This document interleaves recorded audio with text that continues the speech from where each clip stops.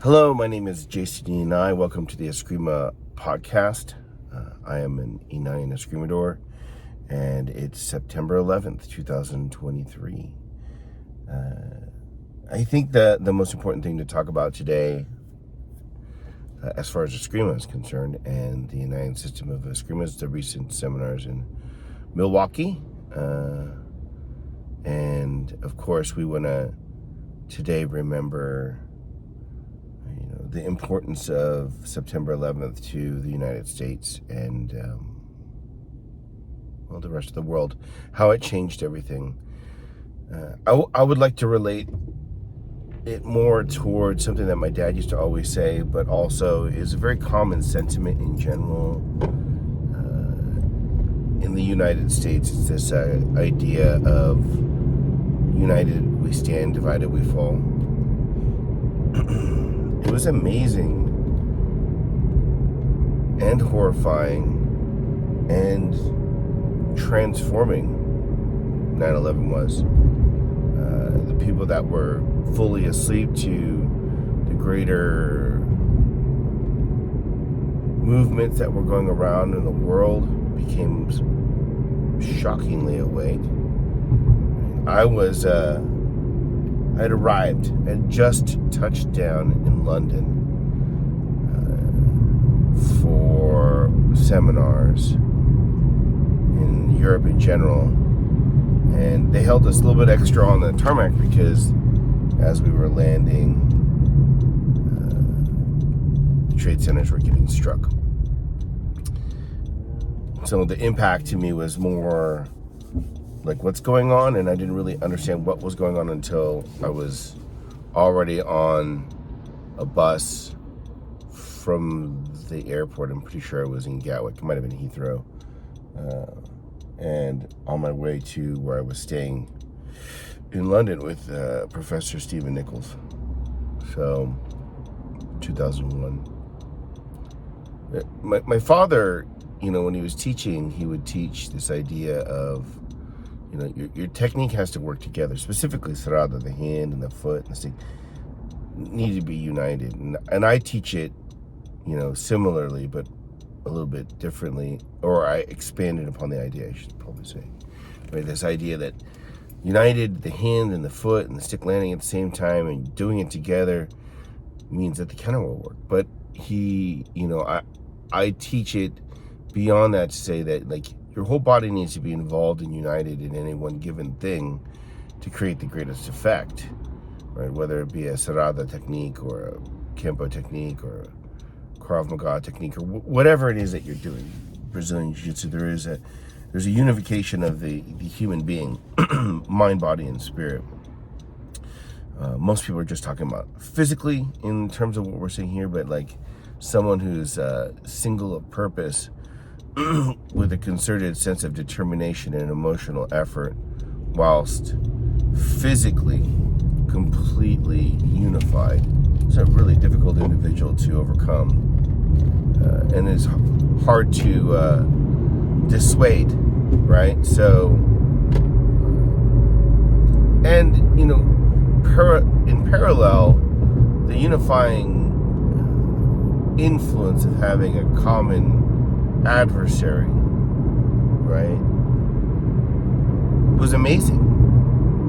The United States went for at least a moment in time, from a very highly fractured society with people with lots of different ideas of how things should be done and different cultures and agendas, right? Which it is today too, and that's part of the beauty of America. Became unified, completely unified towards one direction, towards one common goal.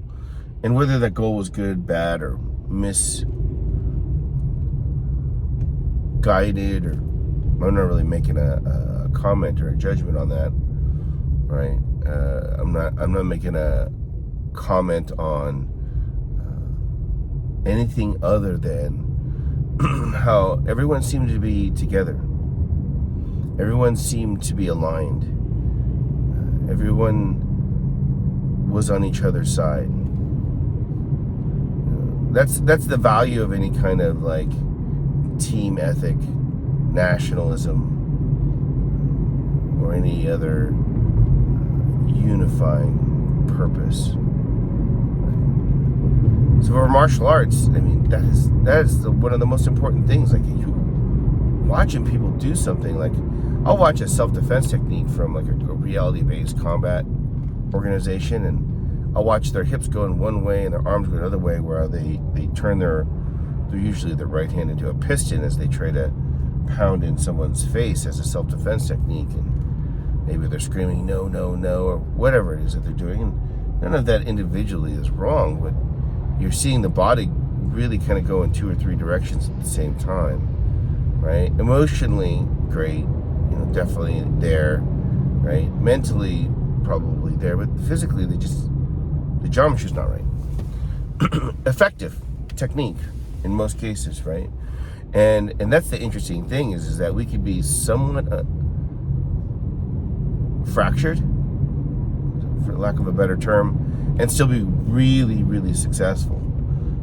However, when we look at some of the greatest in martial arts, the untouchables, right? You watch like Ron Dory from O Sensei Yeshiva, and the placid, serene, kind of centered countenance and comportment with which he's able to demonstrate Aikido. You can't deny that singularity of movement, purpose, everything. It's just like it's effective, right? The interesting thing too is that rather than train anger and aggression, right? The training to become calm under that same situation, where one experiences duress and that has a calming effect, if you will, or you're conditioned to become more centered, more calm, more peaceful, is better for you. One, it's easier for you to access a larger part of your repertoire because you're not under an adrenaline dump, or you're under at least a controlled adrenaline dump. Cortisol levels don't go up. Stressors in general don't go up. At the end of the fight, it's less likely for you to feel the fatigue of the fight on a mental level. You're not necessarily having to experience the overexertion, a bunch of other things that anybody who's been in a fight will know what they experience. You watch like Anderson Silva when he fights, and he's untouchable, and he's moving around, and he's not even touched, and he'll finish the fight in the first round with a couple well-placed punches, and then when he's talking, he's calm, right? Like you could tell that there's no, like, sometimes there's an emotional outpouring, but generally very calm. And while that's not sensational, and the fans don't necessarily like that, I see a genius there that is the result of a unified individual operating under one of the greatest, as far as challenges are concerned, human endeavor, right? In terms of being able to control oneself and execute along a path that's going to require you to have control of your respiration, have control of your emotions, have control of your body, have control of your mindset, have control, and then point all that into one direction and come out of it feeling relieved, elated, calm, relaxed, right? I watched my dad fight a lot, and I remember this one time we were in Washington, and he's fighting. My father at the time must have been like 230, 240, right? So he would have been in his mid-late 40s. I was like maybe 22 at the time. And I could see through the face shield a lack of expression in the eyes, like a calmness. And you could see from his stance a certain kind of easy readiness, and that he was fully focused on his opponent. And he employed a rudimentary movement and technique in such an expert fashion that, you know, it's the only time I've seen like what you would call a TKO in a full contact stick fighting match. So in the United system of Eskrima, when we do full contact stick fighting, we wear helmets and gloves. The rest of it is really up to the practitioner. I was not allowed to wear heavy gloves. The gloves I still wear these a lot today is a type of repelling and shooting glove with very little padding, just enough to take the sting out of getting hit in the hand, if you will. No elbow gear, no groin, no knees, no torso, leg, thigh, shin. I mean, it's armas de mano, man. Your hands are supposed to be your armor. Right? So, helmet, of course, because, you know, the process of learning shouldn't require you to lose your eyes, right? So, I'm watching my dad under this condition. You know, he's got a helmet on, he's got some gloves, very light gloves, as I remember. You know, certainly not the lacrosse glove you see these days. It's common for even low padded fighting, right? And he's calm after, right? And you know, it took me many years of working security, venue, bar, you know, all of that stuff, and then investigations and fugitive retrieval. You know, I had already developed that mindset or the response, right? Well, there's yelling and screaming and all these other things going on, but I'm inside pretty calm. I'm unified, right? Because my dad taught me, united we stand, divided we fall. So I worked on being unified.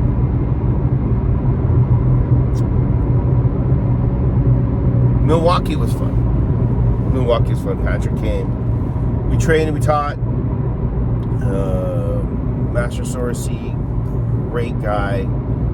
He's been training with my family for 24 years or so, and specifically mostly with me. He did one seminar with my father.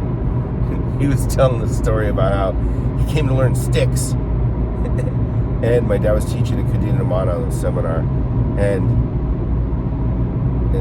Master Sorcy was so upset because he thought he was there to learn sticks. And by the end of the seminar, he was pretty excited, he said. But in the beginning, it was a sense of expectation for one thing, and what he thought Eskrima was about. It's like in Portugal, they say, do you have your colis? Which is, do you have your sticks, right? That's what they're asking, because they're collie sticks. But, you know, it's just what people think, right? That's why we have to be very important, or rather, not important. It's very important to be specific with your terminology, right? There's an argument, which is a sidebar, right? There's this argument in linguistics, or let me say a debate. A debate is a better word for it, right? Between the idea that language forms thought, or does thought form language, right? And I'll argue both sides, but I personally think that language forms thought more so than thought forms language. I think the thoughts that I'm having are resulting in the language that I'm using right now. I agree with that idea. However, I could not speak to you about snow the way an Eskimo could. I only have one word for snow, right? Maybe some adjectives I could throw on there, here and there, and stuff like that. But I cannot possibly approximate the detail with which an Eskimo in the Eskimo language could speak about snow, because they have many, many words. I don't even know, but it's a lot of words, It's a lot of words. In any event, be very specific with your language, your terminology. Don't let it drift. I mean, one of the assertions I made at Milwaukee said, I know one of the biggest difference between the United System of Eskrima and a lot of other organizations, systems, structures, arts, whatever, is we do not interchangeably use the word concept and principle. Concept is an overarching idea that allows us to understand something in terms of martial arts fighting, but doesn't directly give us any kind of actionable thing. So one of the main concepts is relative positioning within the United System of Eskrima. Monge Sosuro, my father, taught that, and it was like, your position is relative to your opponent. I teach it as your position is relative to your opponent's position of what just happened, what is happening, and what is going to happen next, or what can happen next, as well as where you are in the room, how many opponents you have, right? What you're capable of, right? So there's relative positioning is not only just a place in space, but it's space and time, right?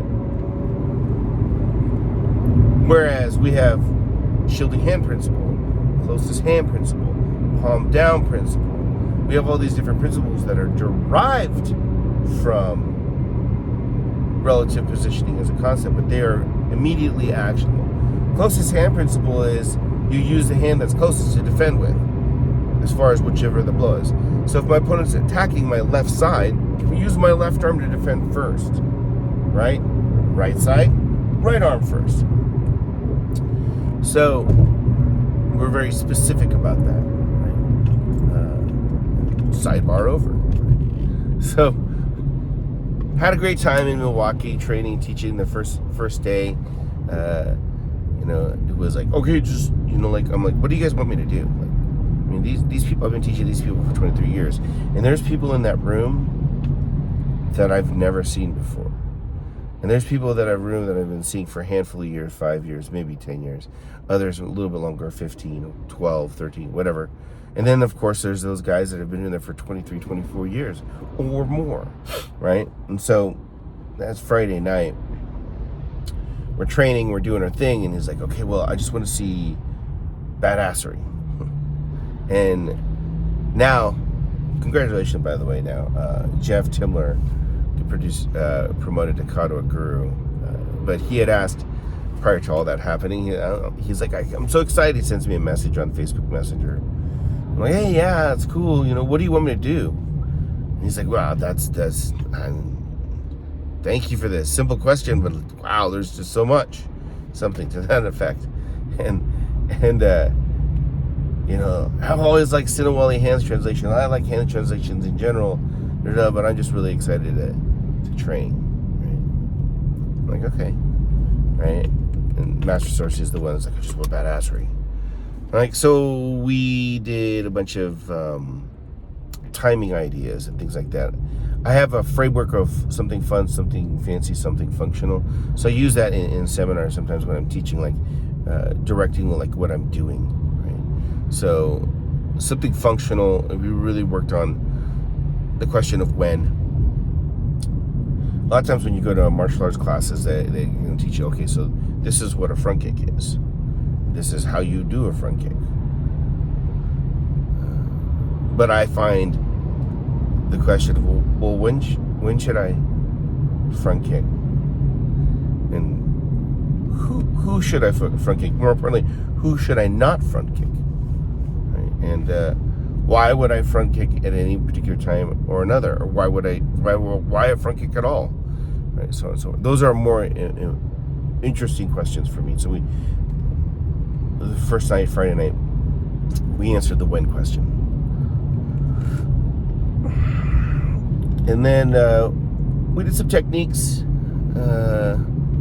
hands translations, takedowns, things like that, and generally had a good time training with those guys. One of the graduate students, Kado Guru, Mike Thomas, it's great having him in seminars because he's very thoughtful in the questions that he asks. So he's a very active learner. And at the same time, you might look at him and go, okay, this guy, in fact, Patrick was talking about his black sash test, and how you look at him and you're like, well, okay, he's just a guy. He's not like, huge like Rob Colts. That's a cousin guru, Rob Colts, right? He's competitive bodybuilder. So is Jeff Timler, right? Conoker Jeff Timler.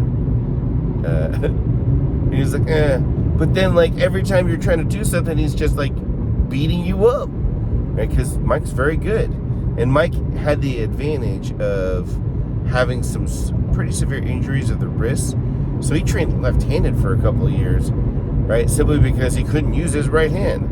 And so, like, anyways, he has lots of different questions, especially around when he was handicapped and having to continue to learn Eskrima. And I love that about that. I did similar things myself when I was injured, but to like not let an injury stop you from attending classes. And he would come to classes when I'm teaching seminar and watch, because he wanted to get the most value he could out of the time that he could have with me. And there's something when you're in a class, and even if you can't participate, but you can be there while others participate, like, they all bring different things. They're going to ask different questions. They're going to move different. They're going to see and interpret the lesson differently than you. And so their rendering of whatever you're working on is going to be different. And that's not necessarily a good thing or a bad thing, but it is an interesting thing, right? They'll perceive and execute very differently based upon what they're able to pay attention to, right? That's a question of perception and analysis, right? So, Friday was good. Saturday was a bigger class. There's two classes, and we worked on Dequertus at first, right? It's funny. The first session actually was just all Serrata. Just did Serrata for 2.5 hours. I once had one of my dad's students say that, oh yeah, well, you could learn Serrata in 2 months or something like that, right? And I have this whole like, don't learn the technique, learn from the technique. That's the whole book cover read idea. Like, you're gonna judge the book by its cover and think you got it, and then you've never actually read the book. Like, you got to get a little bit more in depth, right? I'm actually glad that Frenchman left the organization, because what a rude thing to say, right? But whatever.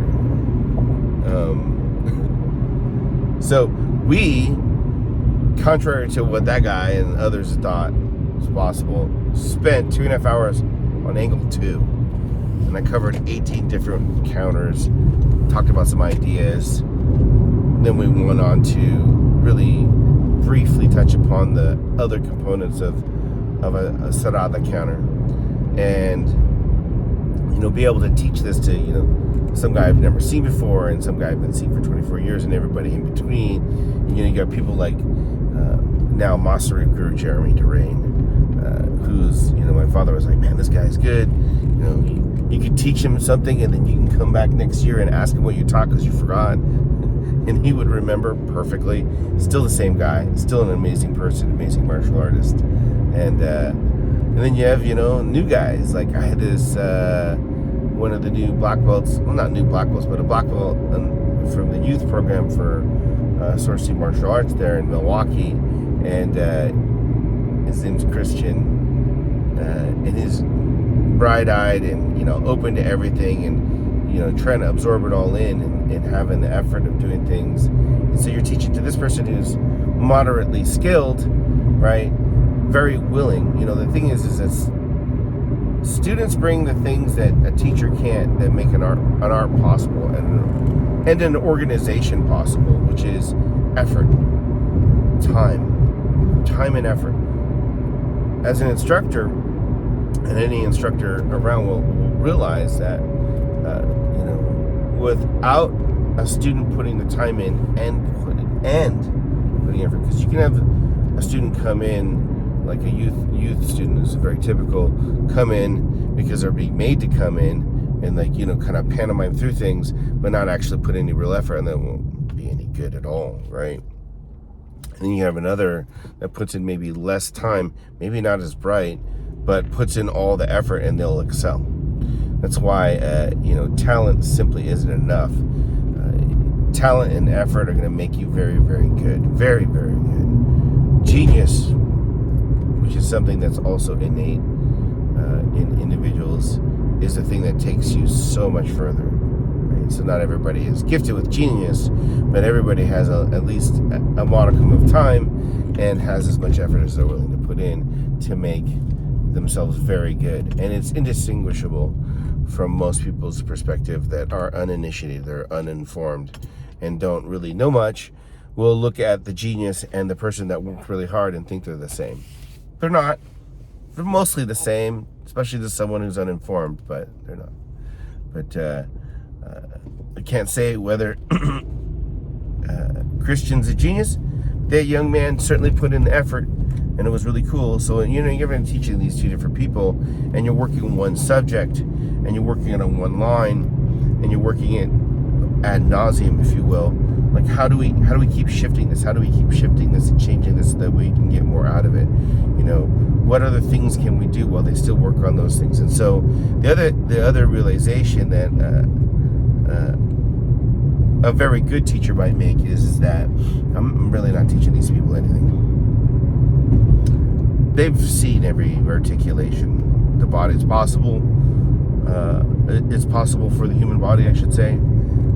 They've seen, especially martial arts have been there for a handful of years even, have seen the general possibilities of what one can do to prevail over another.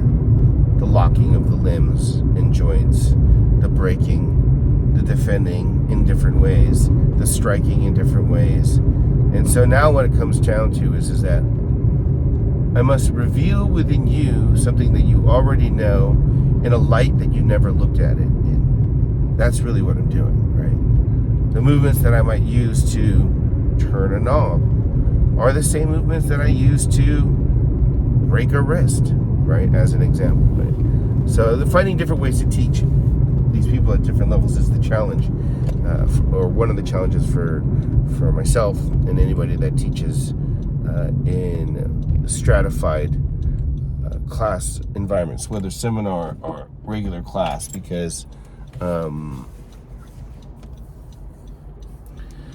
some teachers only teach black belts and then only teach the blue belts, or only teach the brown, or only teach the advanced and then the intermediate. They split it up, and I don't really believe in that. I don't believe in that simply because we never did it, but that's not enough of an answer. The other answer I give is like, I don't get to tell the bad guy that I'm not good enough for him to mug me today. Right? It's not like I say, when I was working in investigations, well, geez, boss, I don't think I can do this case. That guy's a level 10 orc. And it doesn't work that way, right? You just got a job and you've got to do it, right? When someone brings violence to you, you have a problem and you need to solve it, right? And it doesn't matter whether you're ready or not for a particular kind of attack. You better figure it out. And so putting someone in that environment, Master Shinemik, or Suro Shinemik, actually shared something recently on Facebook, and it was great to see him in Milwaukee as well. But he, the training the warm-up should look like the training, and the training should look like the sparring, and the sparring should look like the fighting, or something to that effect, right? And so that means also fighting has nothing to do. I mean, look at what that typical military soldier does. 2 weeks of basic hand-to-hand combat. And I don't even know if you could call it basic, rudimentary, right?